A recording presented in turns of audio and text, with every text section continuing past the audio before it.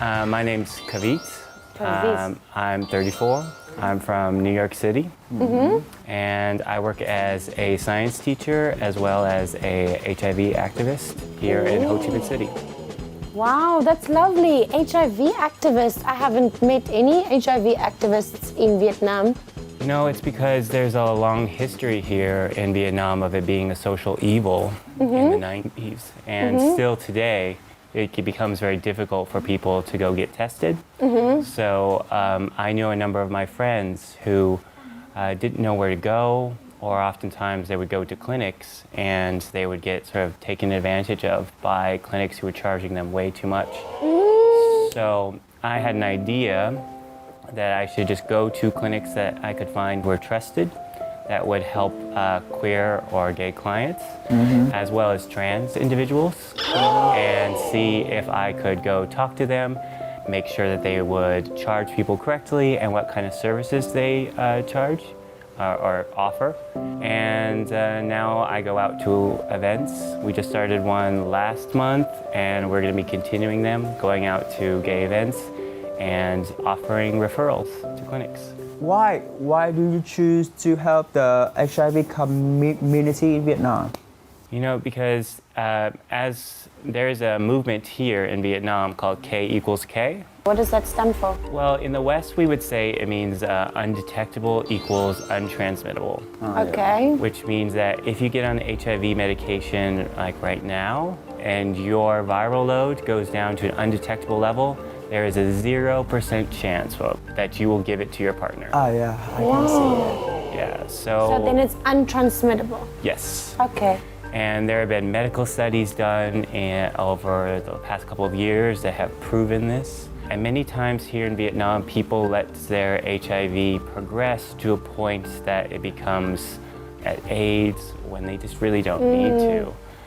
There's a lot of programs that can help people here and get tested, but a lot of people just don't know where to go. That's true. I also think that as a foreigner, you kind of feel scared and you don't know where to go. And when I came here, I just couldn't find the resources. Nowhere. When you searched online, you would get maybe some old resources. And there's a website called like Test Saigon, but a lot of the clinics that I saw were not actually listed on there. And I had a number of friends who went to get tested, and now I go out to gay events and I offer referrals to those clinics.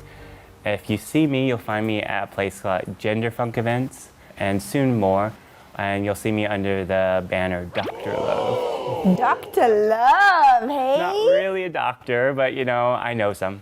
I know some doctors. But may I ask you what is the differences between go to the hospital and go to your center?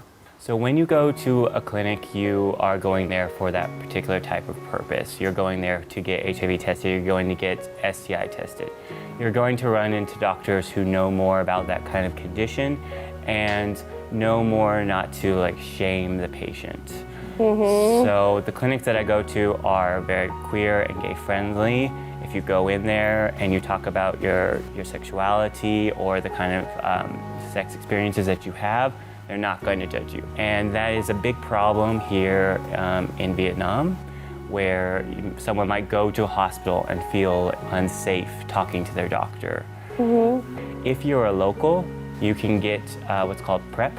Oh, I've heard something about that, but I'm not sure what it is. Medicine that protects you from HIV virus, right? Yeah, it's about a 92% chance of preventing you from contracting HIV if you take it regularly.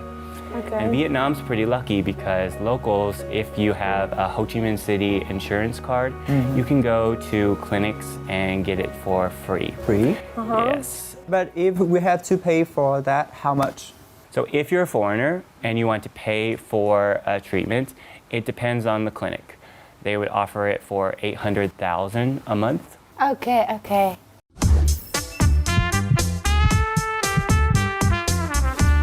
How long have you been here in Vietnam? I've been in Vietnam for 7 years. 1 year longer than me. Xin chào. Hey, xin chào is about all the Vietnamese I know, and come on. Cảm ơn. Why you stay here like for 7 years? You know, it's just not a language that connects with me. I tried so hard. where did you stay? So for most of my time has been in Saigon, but I was in Haiphong for a little while. Haiphong. Why do you choose Vietnam to leave and start your career? So when I was in university, I had a professor who did work here in Ho Chi Minh City. When I was looking for places to go outside of the United States, I was like, yeah, that's where I want to go. Okay. What do you like the most in Vietnam? Honestly, it's the food from foreigners. Foreigners' food? I know that's not a popular opinion, but Vietnam has a really great like foodie scene that also some Vietnamese people, chefs are getting involved in. Yeah. You can get all of the world's food Yeah. in these really cheap places. And I love it. Yeah. International dishes all in one place. Yep. Yeah, that's correct. I also like that there is a sense of like hope or promise here. I feel like when I left America, people were sort of feeling like nothing was really gonna happen anymore. They sort of just gave up. And when you come here, like the Vietnamese people have a real sort of sense that the promise is still in the future and things can get better. That's how I feel about Vietnam. Like, I feel people in Vietnam are very present, like very here and now, and quite hopeful and friendly. Specialty of Vietnamese is the warm heart. Right? Yeah. So I have an example. I lost all of my clothes twice. How did you lose all of your clothes? Did you go partying and Same just question. forgot your clothes? What did you do? It was in a hotel, right? And my clothes got stolen.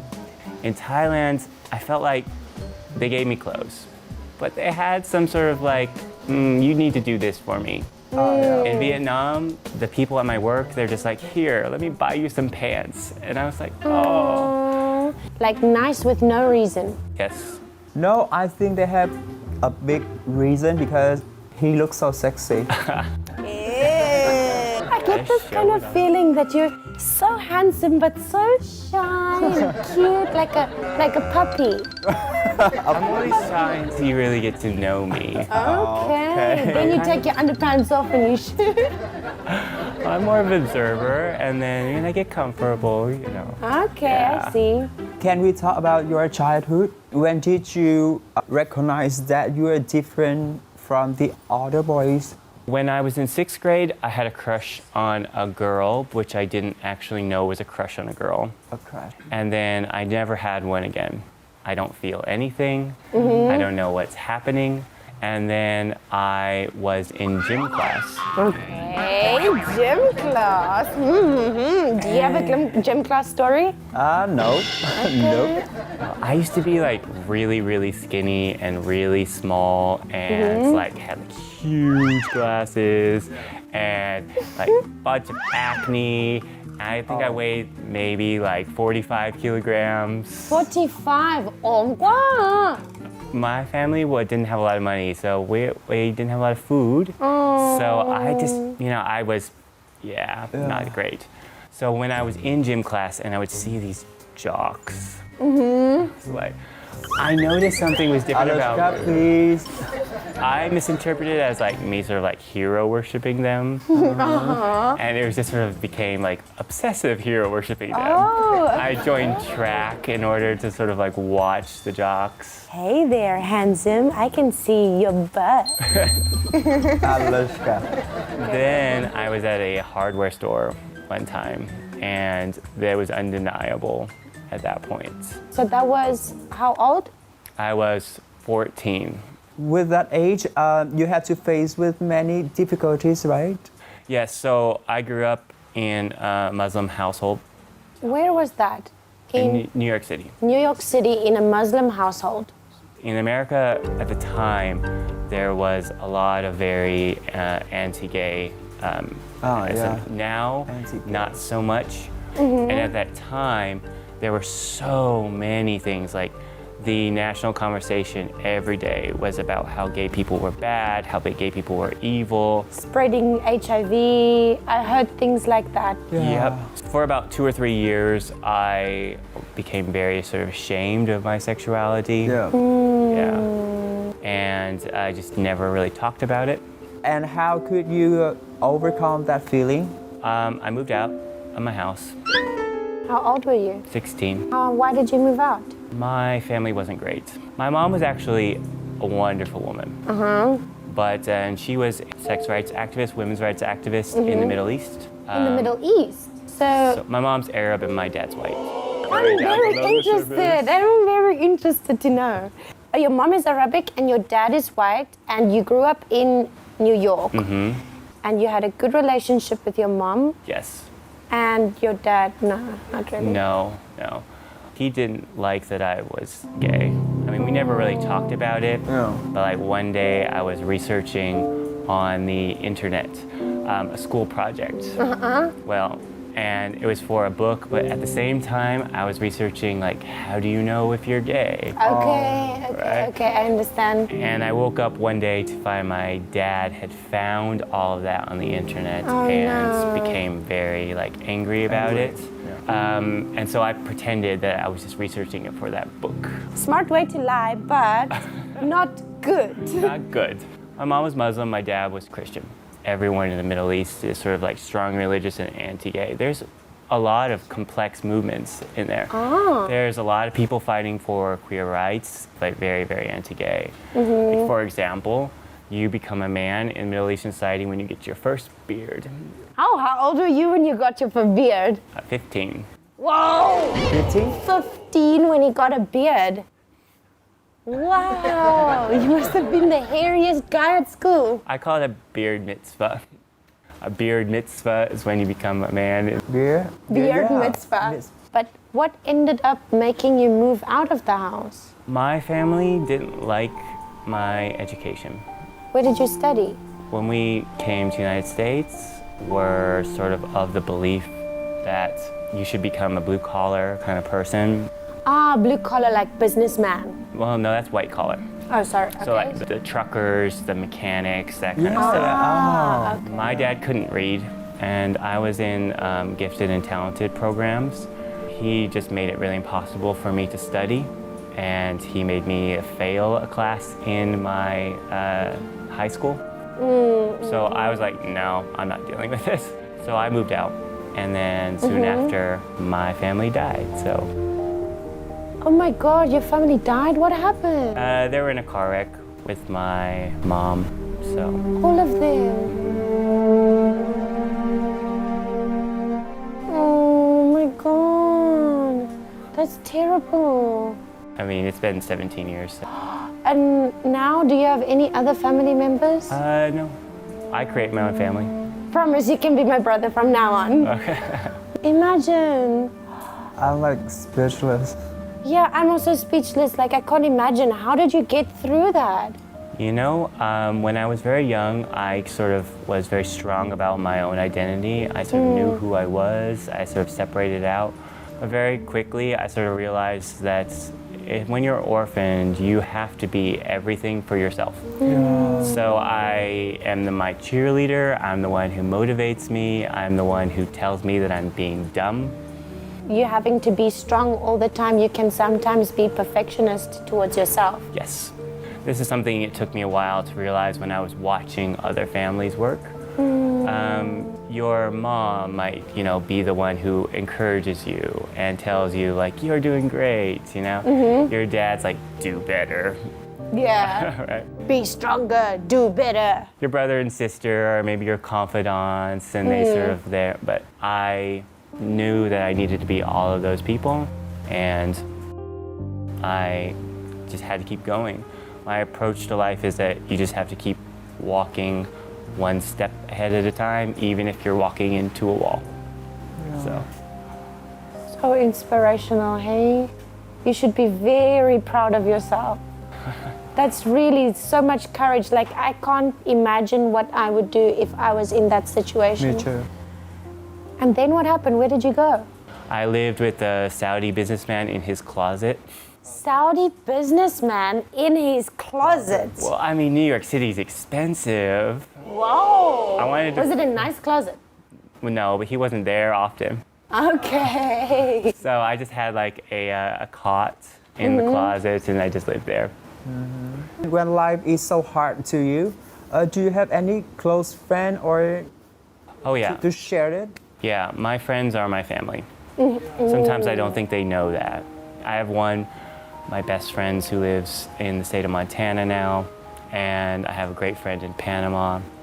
I have a very good friend here. He's one of the drag queens over at Genderfunk. Oh, yeah. His name is Sen. I have some people who I trust and love. Friends everywhere, hey? You're an international citizen. Yeah. Yeah, I think I come across very intimidating to a lot of people or slightly scary. Yeah. Well, then, so I don't know if it's my physical thing, but my face is often reading like, I'm gonna kill you. Inside, I'm like, everything is great and wonderful. Yeah. I think it comes across often as closed off. Yeah, so like when I'm at a bar where nobody ever talks to me out there. Oh, you better go talk to him when he's at the bar. I don't like to go to the bar actually. Have you ever approached a guy at the bar? Not yet. Wait, Why? Because I don't want to do that like that much. You want to be approached. Not really. So you never flirt with people, but you don't really want them to flirt with you either. Actually, yeah. So what? How does that work? why? I live in a traditional house and I don't like to go out to make friends or flirting. Ah, solitude So kind of many guy. times. Yeah. Would you say Kind that of. you're solitude? I like my alone time. Yeah, I'm definitely more of an introverted person, you know? So you usually, if you want to engage me, you're going to want to do it on some deeper topics, which is hard in a bar, yeah? I mean, I get that. Yeah. I still challenge myself to go out and talk to people at a bar. Usually when I go and walk by them, they get all nervous, walk away. Can you imagine him nervous? Not, You're so handsome. well, I mean, I can be nervous at a bar. It's not my normal like setting. Like a couple like small things are, right? If you want to talk to me at a bar, you have to go up and talk to me. Okay. I'm not the best at this.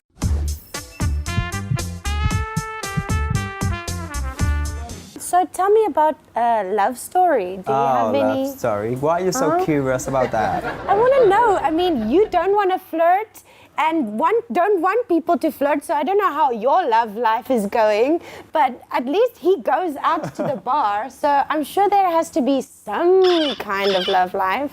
I haven't been on a date in 10 years. 10 years.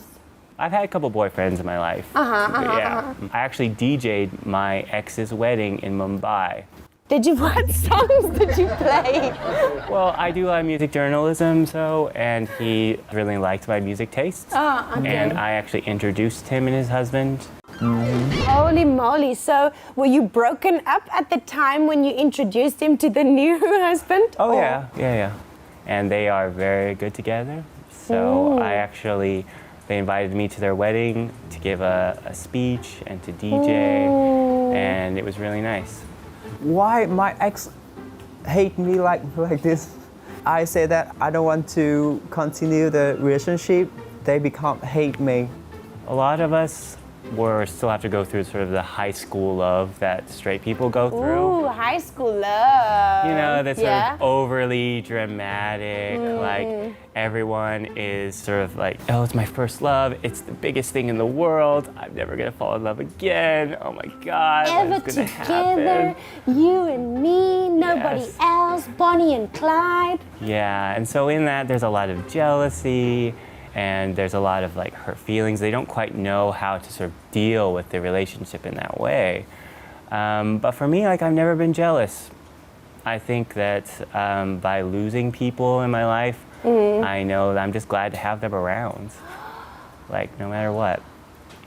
The best date I was ever on was, well, most people would consider this a terrible date. I thought it was amazing. So we were supposed to go out to a bar, and he's a graduate student, and Yeah. I was a university student taking. Here in Vietnam? No, in Seattle, where I went to Seattle. university. And he was like, "Oh yeah, we're gonna go out to a bar," and when he picked me up in his car, he's like, "Actually, the Canadian election returns are on tonight. Can we go watch that?" And I was like, "Yes." Yes, please. I had known nothing about the Canadian election system, and he sat down there and explained it to me, and I was like, oh my God, I'm so enamored right now.